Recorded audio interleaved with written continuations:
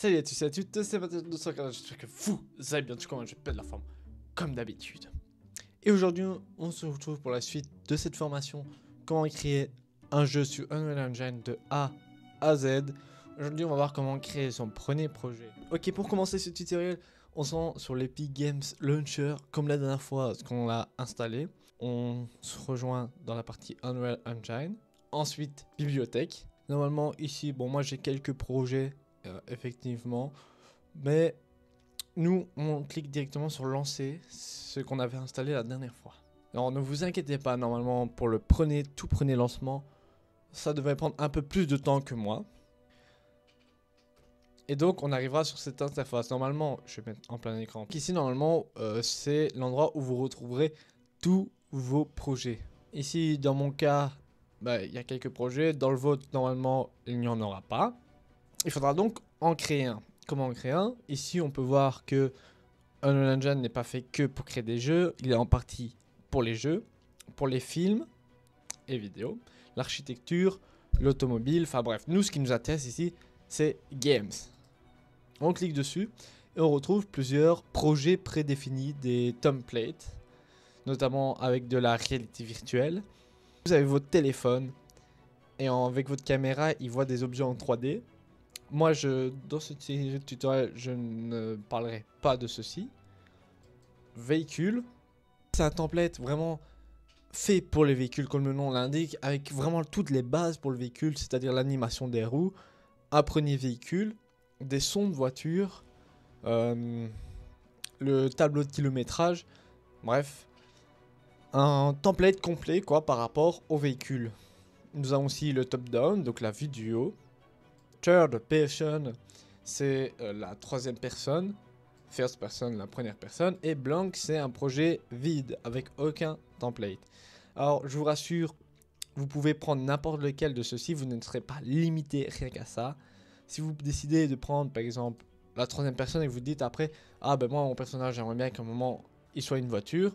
Et ben vous pouvez très bien le rajouter par après dans le projet. Donc, ne vous précipitez pas, pas besoin de s'inquiéter.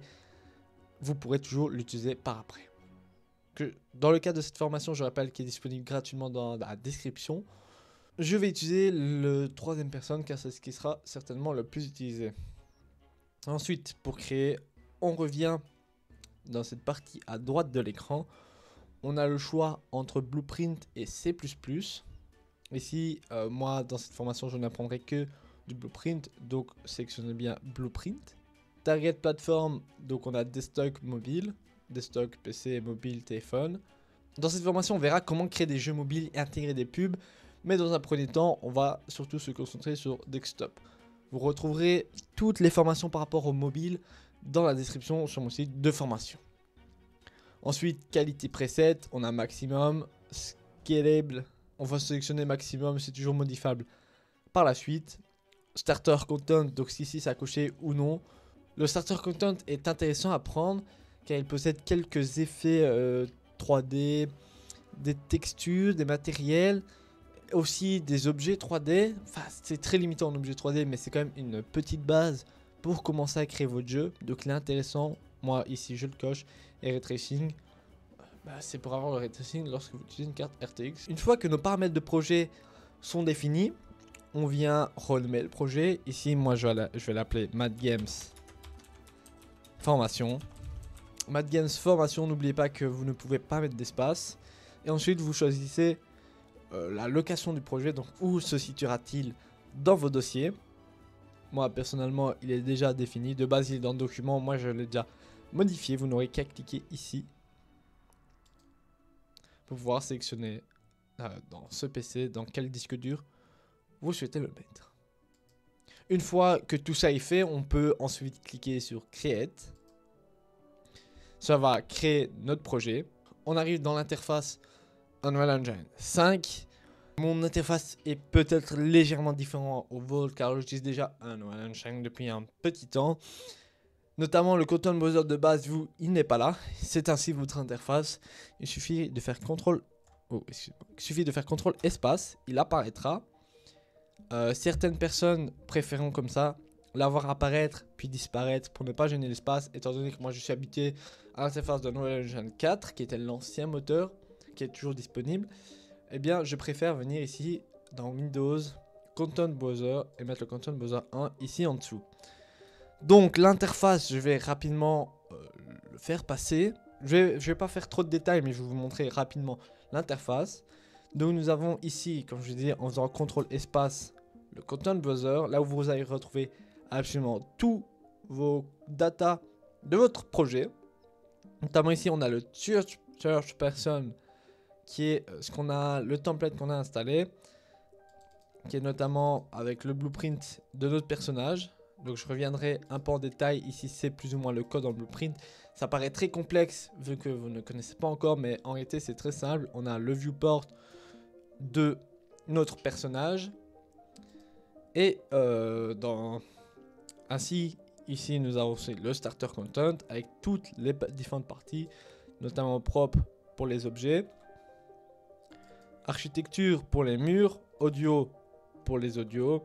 Enfin bref, un starter content, donc un contenu de départ très intéressant et complet. On peut aussi retrouver ici plus en détail. Imaginons on ne veut pas ouvrir un dossier, on peut venir ici le dérouler et voir plus en détail qu'est-ce qu'il y a dedans. Ensuite, pour le outliner ici à droite, c'est ce qu'il y a dans le monde. Vous aurez chaque objet, notamment si je clique sur ce cube bleu, il va venir m'afficher que ce cube bleu est ici et j'aurai en dessous dans le détail toutes les données par rapport à ce cube, notamment sa taille, sa rotation et sa position dans le monde. Son matériel qui est donc, on va dire, sa texture pour être plus parlant, même si ce n'est pas très correct de dire ça. C'est son apparence, le matériel si vous préférez. On a aussi le world setting qui est les settings du world. Au-dessus, nous avons une barre d'outils, notamment avec le landscape qui permet de gérer le monde, le feuillage qui permet de mettre des feuilles, mesh paint de peindre, modeling, bref, voilà, vous voyez à peu près. Nous, on va en général utiliser le select mode. Le petit carré avec le plus, c'est pour venir prendre et faire apparaître un objet dans notre monde. Alors il y a cette manière là de le faire apparaître, hein. C'est une des manières, et il y en a une autre, on a notamment dans le dossier, prendre un objet et le faire glisser.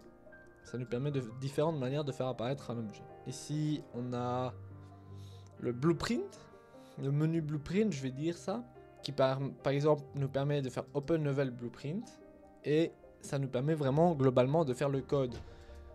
Je reviendrai plus en détail dans la prochaine formation, la prochaine vidéo de formation, car ici ça devient un peu complexe pour de la présentation d'interface. Là, c'est pour notamment faire des séquences qui nous permettent de faire des animations. Là, c'est pour lancer la partie. Et je pense que j'ai fait le tour. Pour l'interface, il n'y a plus grand chose à savoir.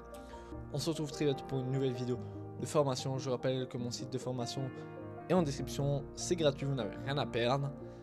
Et moi je vous dis à très bientôt. C'était Mathias.